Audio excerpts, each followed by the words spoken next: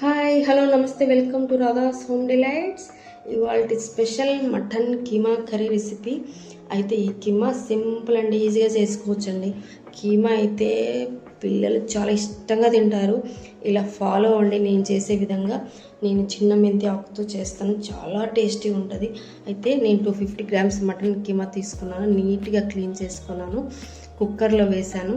ఒక half table spoon పసుపు, half table spoon salt, 1 table spoon కారం వేసి కొంచెం బాగా కలుపుకొని ఒక హాఫ్ గ్లాస్ వాటర్ వేసి 3-4 విజిల్స్ వచ్చే వరకు కుక్ చేసుకోవాలి, పక్కన పెట్టుకోవాలి.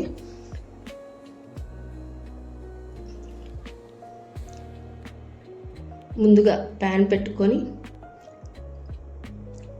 ఒక 5 టేబుల్ స్పూన్ ఆయిల్ వేసుకొని ఆయిల్ వేడెక్కిన తర్వాత ఒక ఉల్లిపాయ సన్నగా తరిపెట్టుకున్నాము.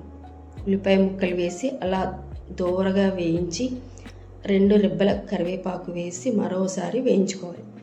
కాస్తంత చిన్న మెంతి ఆకు వేసుకోవాలి. ఈ ఆకు వేయడం వల్ల మటన్ కీమా చాలా టేస్టీగా చాలా బాగుంటుంది.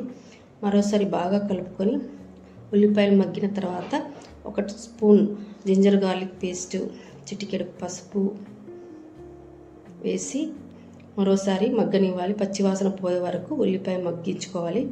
చిన్నగా తరిగి పెట్టుకున్న టమాటో ముక్కలు వేయించుకోవాలి. ఇలా బాగా కలుపుతూ ఉండాలి. టమాటో బాగా మగ్గాలి. అలానే ఒక half table spoon salt, 1 table spoon కారం వేసుకొని మగ్గిన తర్వాత కుక్కర్లో ఉన్న మటన్ కీమాను వేసుకోవాలి. ఇలా బాగా 5 నిమిషాలు బాగా ఉడకాలి, బాగా కలుపుకోవాలి. ఆ తర్వాత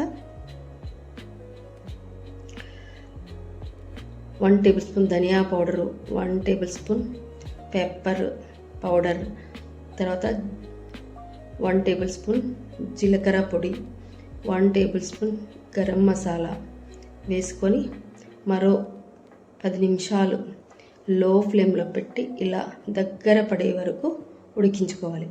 ఆ తర్వాత 4 పచ్చిమిర్చి చీలికలు, కొంచెం పుదీనా,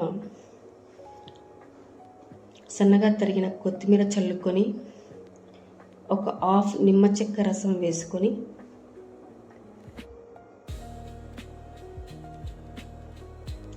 ఇలా బౌల్లోకి తీసుకొని రైస్తో కానీ రోటీతో కానీ పావ్ బన్స్తో కానీ తింటే అద్భుతమే. అయితే ఒకసారి ట్రై చేయండి. అలానే నచ్చితే లైక్ కొట్టండి.